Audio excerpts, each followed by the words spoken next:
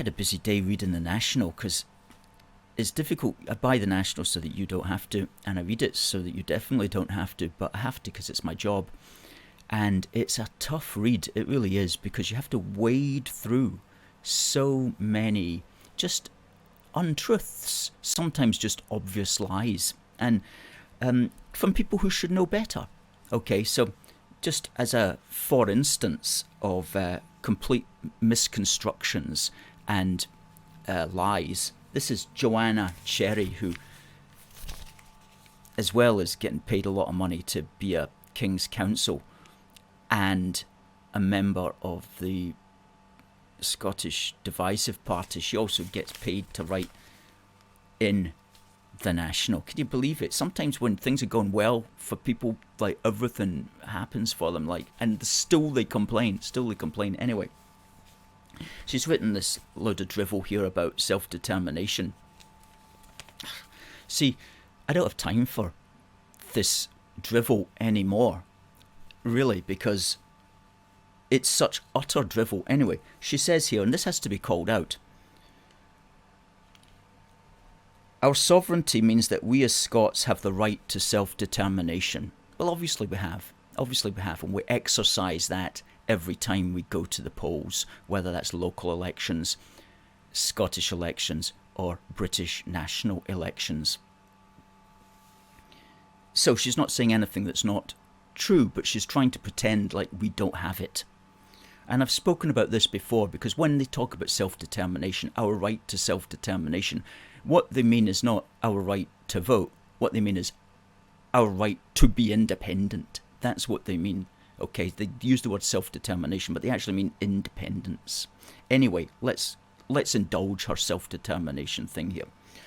Like all other human rights, the right to self-determination is a universal right. Okay, yeah. It is most definitely not one from which the Scots are uniquely excluded, whatever the UK Supreme Court might have said. What? You're saying, as a QC, you're misrepresenting the Supreme Court decision. You're suggesting, well, you're basically saying that the UK Supreme Court has ruled that the Scots don't have a right to self-determination. Okay, what did the Supreme Court rule? The Supreme Court ruled on the 23rd of November 2022 that Holyrood did not have the legislative competence to pass a referendum bill, as the matter is reserved to the UK government because it relates to the Constitution of the United Kingdom of Great Britain and Northern Ireland. That's what the Supreme Court ruled. The Supreme Court did not rule that the Scots don't have a right to self-determination. But you see, this woman, who, like the rest of these people, gets on the telly, the Scottish media indulge her, and she promotes basically a lie, which is unacceptable behaviour for a politician, quite frankly.